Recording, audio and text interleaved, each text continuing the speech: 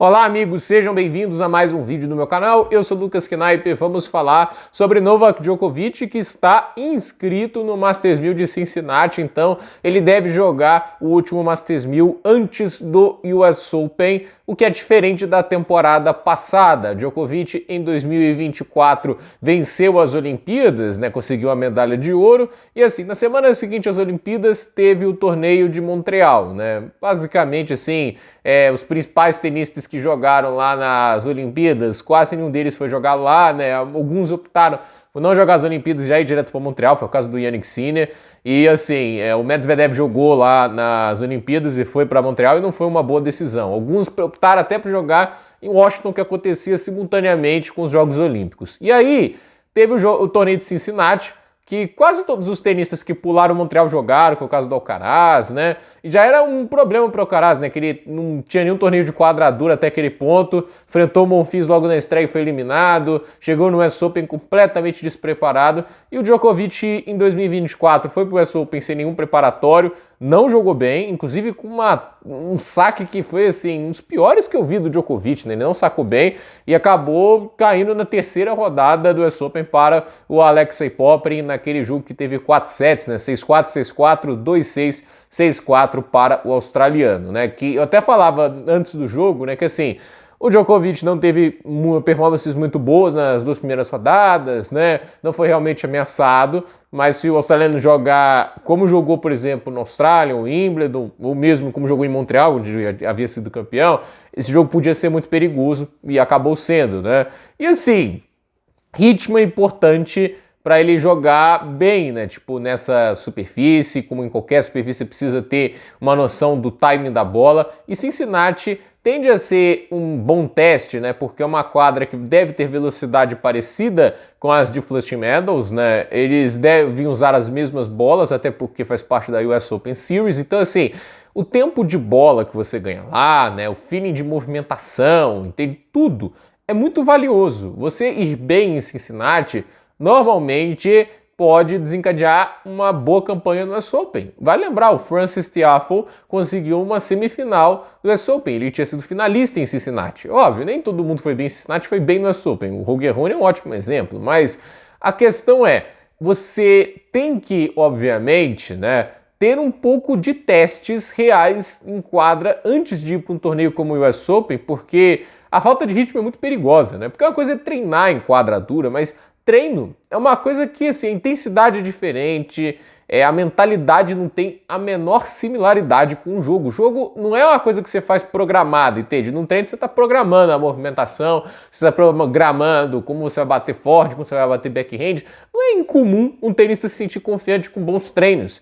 Mas o jogo, a velocidade é maior, o processamento de jogadas que você vai ter que ter também é completamente diferente, o giro de bola que você vai enfrentar também é diferente, porque normalmente não é o seu técnico, o seu preparador batendo do outro lado, Óbvio, você também tem jogos, treinos ali em quadras duras contra os tenistas, Mas também, assim, não são momentos que os tenistas estão jogando a intensidade tão alta, arriscando lesões. Então, para mim, assim, o Djokovic jogar Cincinnati é importante nesse aspecto, E aí é aquele negócio, Muita gente pergunta, a última chance do Djokovic ganhar um Grand Slam. Olha, eu acho que esse barco zarpou. Eu acredito que o Wimbledon era a última chance e aquele negócio, Ele falou uma coisa interessante na coletiva pós-jogo contra o Sinner, que assim, o grande desafio dele também é para se manter saudável o torneio todo, Porque a intensidade que ele vai jogando é tão grande que chega no final do torneio, ele tá mais cansado, o corpo dele tá mais suscetível às lesões. Então assim, isso não é diferente do que o Nadal e o Federer já estavam passando com essa idade. O Federer, aos 38 anos, Porque assim, a final de Wimbledon que ele fez em 2019, ele ainda tinha 37. Tá, beirada para os 38, mas a gente vai lá, por exemplo, pro US Open, o jogo que ele perde pro Dimitrov nas quartas de final tem muito do físico, porque o Federer já estava sentindo inicialmente aqueles problemas no joelho direito que infelizmente seriam um calvário da carreira dele, E assim, já deu para ver que assim, o jogo ali não era a questão técnica que estava pesando. Tecnicamente ele ainda jogava muito bem, assim como o Djokovic tecnicamente ainda se sustenta bem. É só olhar aqui contra o Sinner, mesmo movimentando mal, ele conseguiu ainda ganhar muito game na base do saque, na base de algumas paralelas muito bem feitas. Então assim, tecnicamente falando, ainda tá ali o tênis, mas fisicamente, o Federer já começou a sentir ali, e aí a gente vai para o Australian Open de 2020, cara, já era aquele torneio, eu já falei, acho que o Grand Slam pro Federer acabou, porque ele estava chegando menos apoiado nas bolas, já dava para ver também que ele gerava menos velocidade, menos impacto. E a mesma coisa que a gente fala do Nadal ano passado, você vê o Nadal jogando, a velocidade do jogo dele caiu muito, né? Tinha até, né, eu acho que eu queria tanto ver uma estatística que só foi colocada naquela Kings League deles, né? De uma coisa assim, né? Que tem uma liga na Arábia Saudita, que foi quando o Nadal enfrentou o Alcaraz e enfrentou o Djokovic pela última vez lá naquela exibição, que eles colocaram no jogo contra o Alcaraz a média de velocidade do forehand do Nadal em 2022, 130 km por hora, ou 33, ou coisa assim, e a média de velocidade naquele ano de 2024, né, que era de 111, entende? O forehand dele ficou 20 km por hora mais lento, assim, de média.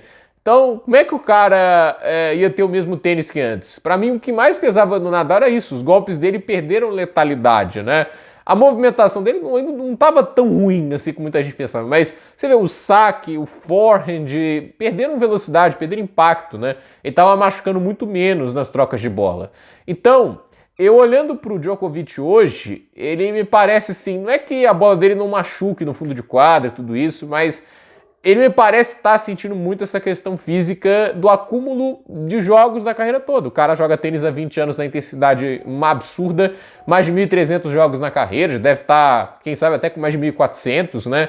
Tem micro lesões que não sempre prejudicam o atleta. Ele sofreu bem menos, inclusive, que o Federer e o Nadal. Eu acho que, assim, fisicamente falando, acho que ele está até melhor do que Nadal e Federer. Não vou dizer, assim, em termos de desempenho, porque aí é um debate diferente, né? Eu não acho que, por exemplo, né, ele está com certeza os 38 melhor que o Nadal. Com o Federer dá para fazer um debate, que o Federer ainda foi finalista lá em Wimbledon, né? Tipo, aquele torneio ele ainda estava jogando um tênis magnífico, né? Mas fato é que, assim, para o Djokovic ter alguma chance em Grand Slams, ele tem que se manter extremamente saudável e ele tem que estar jogando ainda 100% do tênis dele, e eu não sei, tecnicamente falando, para compensar um físico que não acompanha mais a velocidade do Alcaraz e do Sinner. Então, eu não sei se é capaz de fazer isso, mas jogar Cincinnati é uma chance boa até de conseguir ganhar um ritmo legal, e se jogar bem, como por exemplo, eventualmente o Djokovic chega no torneio jogando muito, como foi em Miami, como foi também no ano passado em Xangai, ele pode, quem sabe, brigar pelo título, eu não duvido que isso aconteça, até porque é um torneio espaçado, né? Vai ter uma distância entre os jogos, permite ele descansar bem, e são torneios que é um torneio também que é melhor de 3, então ele tem uma janela melhor, os jogos tendem a ser mais fáceis e isso vai complicar para ele a partir da 4ª rodada, né?